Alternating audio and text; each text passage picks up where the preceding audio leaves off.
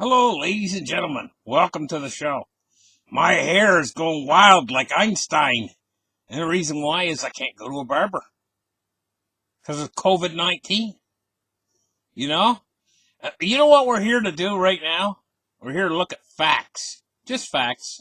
Nothing else. Just facts. Okay, let's get started. Let's open up the charts right here and take a look at what's going on. You know, the Wuhan seafood market. Now, this is a fact. There was a market in Wuhan that sold seafood, and I guess this is a picture of it. Another fact is that not long after the outbreak started, they closed down the seafood market and they took everything away. The Chinese government did it really fast. Now, this paper I'm looking at right here, the key fact that I want to look at is the now dismantled Hunan seafood wholesale market in the 11 million strong central city of Wuhan. This market that they dismantled very quickly after the virus started. And the Chinese dismantled this market so fast that the scientists didn't have a chance to go in there and examine the market and see if it really was the source of the virus or not. Because they dismantled it so fast, the Chinese government did. So this market was dismantled so fast it made your eyes spin in your head. Now, that's a fact. Okay, we're going to look at more facts. There is things out there called biological warfare weapons. Now, this is a fact that these weapons do exist in biological warfare stockpiles. And one of the other things that I can ascertain about biological weapons and biological warfare is that generally when they make a biological weapon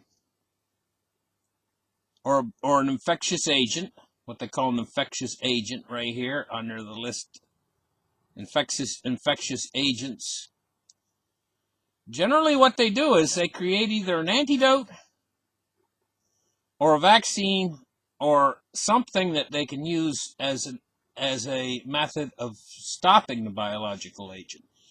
That's a fact, generally what they do. Now, I'm giving you guys a bunch of isolated facts, you know. Let's see, what else have I got on the list here? Genetic engineering in biological weapons. Now, this is a paper that talks about genetic engineering and biological weapons. What they can do nowadays is amazing. Companies like Monsanto, and this is a fact, are able to take different things, like maybe they can take a strain of corn and they can take a strain of something else, and they're able to gene splice the corn with whatever else, you know. And they're able to do these things nowadays. They're able to do what's called genetic engineering or genetic gene splicing. Now, this is another fact. Another fact is that in China, see, influenza viruses, mRNA splicing, and doing more with less. They're able to take influenza viruses and they're able to splice the RNA and DNA and mRNA and all these things. Well, I'm not a virologist or anything, but I know that they're able to do these things, gene splicing, now in this day and age. Now, what we have here is we have a picture of the Wuhan Institute of Virology. This is a place in China, in the city of Wuhan, that's not far away from that other place I told you about, the Wuhan seafood market. This Wuhan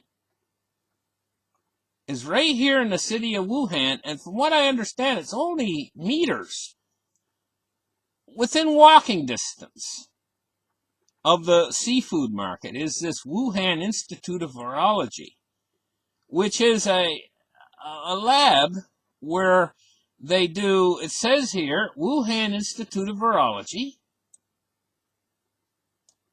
and Hubei Engineering and Technology Research Center for Virological Diseases.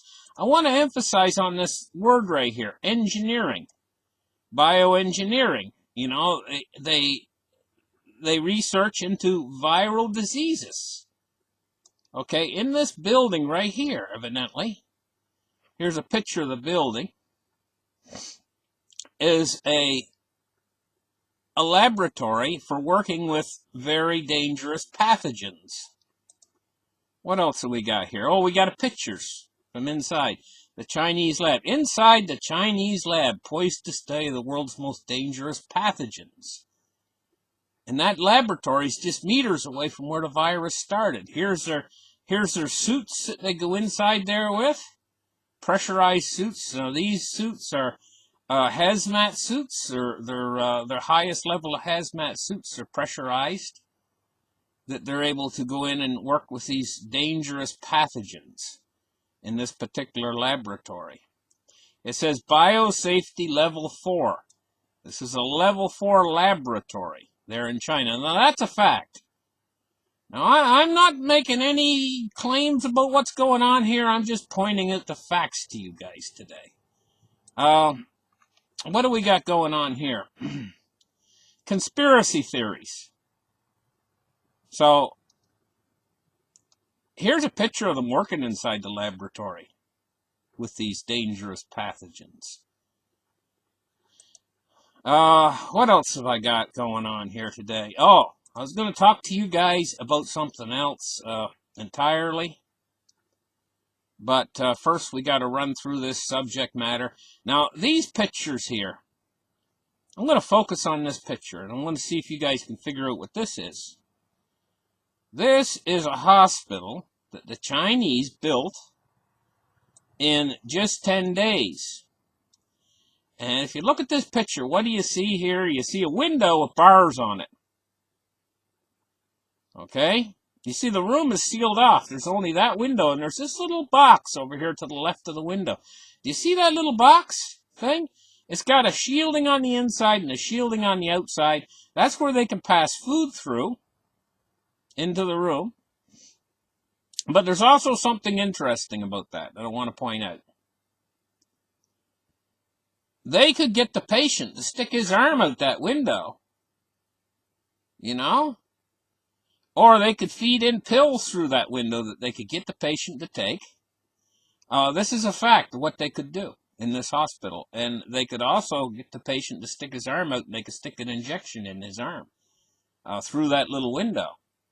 And in my mind, the possibility of them doing that, and why that window was even made, that little window to the left, is probably for those two things. Now, there's more facts just to put in your head. And also the fact that the Chinese put that hospital in 10 days. Okay? I got thinking about that a little bit, you know? Planning. They put that hospital in 10 days. It looks well planned to me. How long did the planning take? Now, you know, the virus started back in January mostly, or December, you know. They were right in there, boy, real quick.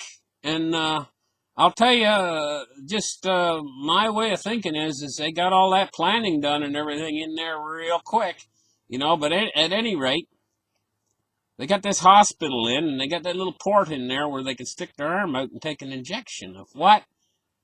Well, the Chinese people are not going to ask. If they're told to do something, they do it. And they don't ask any questions because, you know, they would just create a lot of difficulties for themselves if they ever ask any questions. And they know that already. I mean, they're just used to the way the Chinese government operates, you know. Anyway, let's move on because we got a lot of material to cover here today.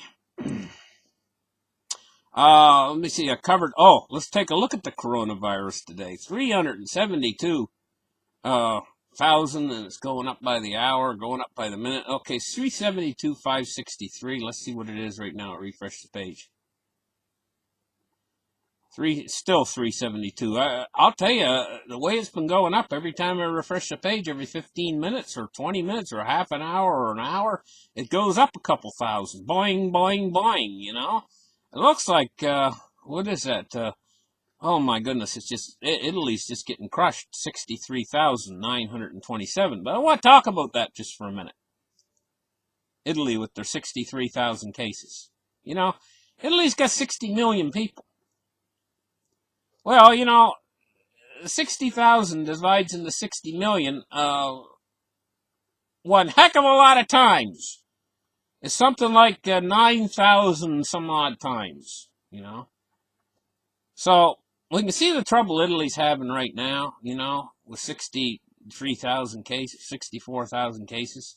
But they got 60 million people in the country, And so when we start to think outwards, we start to think what happens when this thing expands. How much room does this thing have to expand in Italy? How much further can it go in Italy with 63,000 cases? Well, there's 60 million people.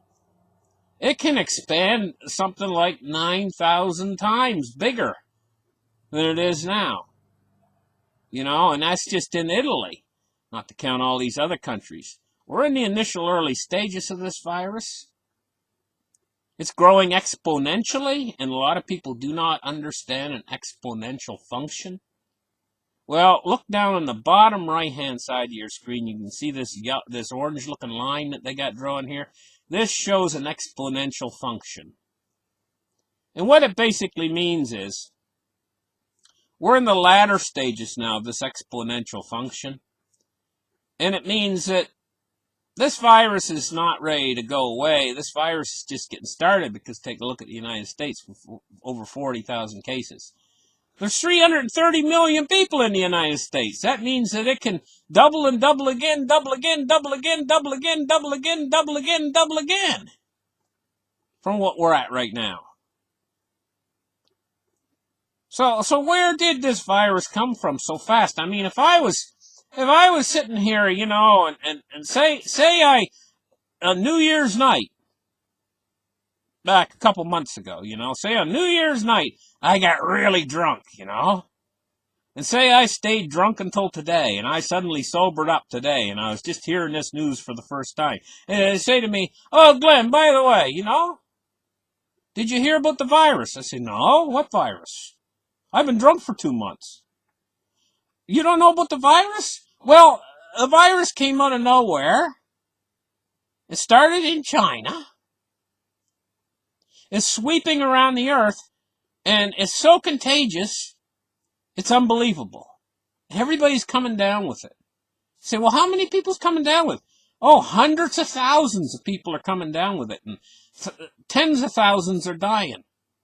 I say, "Oh my gosh, why didn't somebody tell me this happened?" And you say it come from China. Yeah, it came from China. Well, what about the Chinese? There's 1.4 billion people there, I'd say. What about them? "Oh, well, they wiped the virus out." Okay, well, let me get this straight. They wiped the virus out. But what about all these other countries? Why don't they wipe it out? And he'd say, "Well, I don't know." "Well, aren't they trying? Like the Chinese?" I'd say, and he'd say, "Well, yeah, they're trying. They're trying really hard. They're shutting their cities down and everything." "Well, isn't that working like the Chinese? What did the Chinese do?" He'd say, "Well, I don't know. The Chinese did what the Chinese did." And I'd say, "Well, sounds kind of weird. Why doesn't it wipe out in these other countries? If it wiped out in China, why doesn't it wipe out these other places? Why can't they do exactly what the Chinese did?" "What did the Chinese do?" He'd say, "Well, I don't know." And I'd say, "I don't know either. But whatever they did is really working. And everybody else is dying. So let me get this straight. You're telling me it started in China, and now the Chinese are free of it, and everybody else in the world's got it." He'd say, "Yeah." I'd say, "Oh my goodness, that's weird." And he'd say, "Yeah, that is weird." And that's how the conversation would go. Anyway, so there's a Chinese hospital they built in 10 days. And here's what I want to tell you guys now. I'm going to switch the subject on you guys just a little bit. The common cold, right? Talking about the facts. The facts. See, this program we're doing right now is all about the facts. Fast facts on the common cold. Symptoms and stuff. And what causes the common cold here? Causes. Well, one of them's a human I'm not even going to try and pronounce it, influenza virus. And the second one is human metapneumonia virus. And then the third one here is coronaviruses cause a human cold. I want you guys to remember that. Coronaviruses is one of the viruses listed to cause the human cold. Coronaviruses are cold viruses. Says they cause the common cold. Coronaviruses cause the common cold. Along with rhinoviruses, I think is one of the really big ones that causes the cold. But the two of them are two biggies that cause colds. Coronaviruses and rhinoviruses. Okay, so we've established that as a fact that the coronavirus is one of the viruses that causes the common cold. Now, common colds tend to disappear in the summertime. We all know that's kind of a fact. So there is a possibility we might see less cases of this when it really gets hot out. There's something about the summertime that makes the coronaviruses disappear. What is it that makes the cold viruses kind of disappear in the summertime? And I got thinking about this, thinking about this, and thinking about this. What is it that's different about people's, what's different that people do in the winter and people do in the summer, and why would these cold viruses? Now, we're not talking about coronavirus right now. We're talking about cold viruses. We're talking about the common cold. Why does it go away in the summertime? We've stopped talking about the COVID-19. We're not talking about COVID-19 now. Now we're talking about common cold. What makes the common cold kind of disappear in the summertime? I got thinking about that and thinking about that. One of the biggies that comes into my mind is that there's less sunlight. Less sunlight. And this is a factor. The fact that there's less sunlight in the wintertime. What effect does that have on our body? Less sunlight. Well, our vitamin D levels get deficient. It says right here, now we're going to deal with more facts. It says right here, and I'm going to focus in on it for you guys, so you can see it really good right here,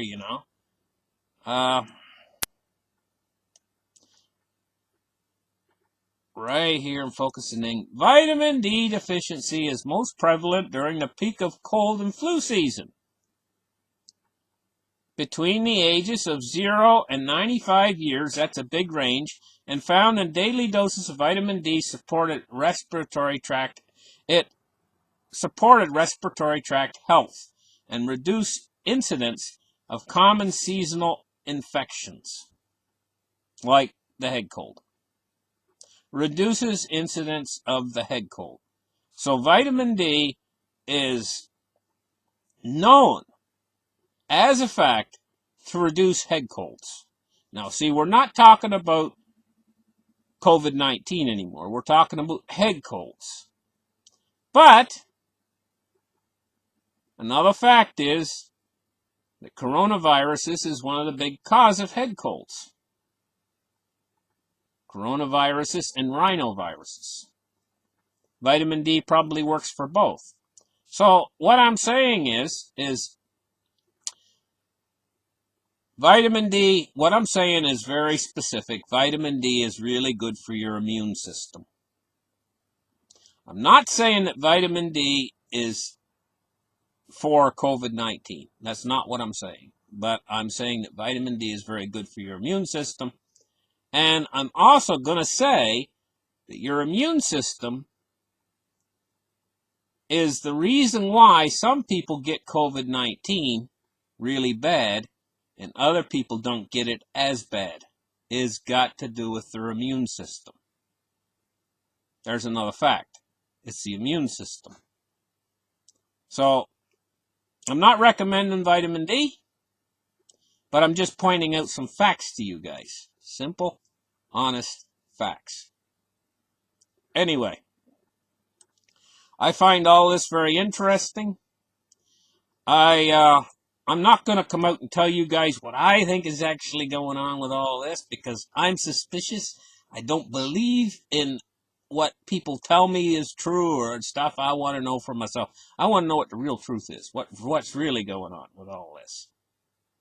Because, I mean, this situation that we find ourselves in right now, there's never been a more dire situation in my lifetime, and I suppose you guys is too, than what's going on right now. And we got to sit back and we got to say to ourselves, hey, you know what? What really is going on, and what am I going to do? Well, I'm going to tell you guys, one of probably your best things to do is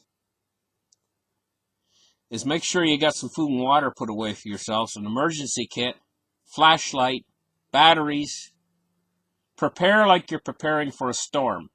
And I know this is not a storm, this is not a hurricane, but preparedness is very important right now, And I've been preaching this for quite a long time. And some of you guys are partially prepared. Some of you guys are fully prepared, but you can never be prepared enough, and you're always better off to be a day early than a day late. Thank you guys for listening. Like and subscribe. Give me a thumbs up, and we'll catch you guys in the next episode. Bye-bye.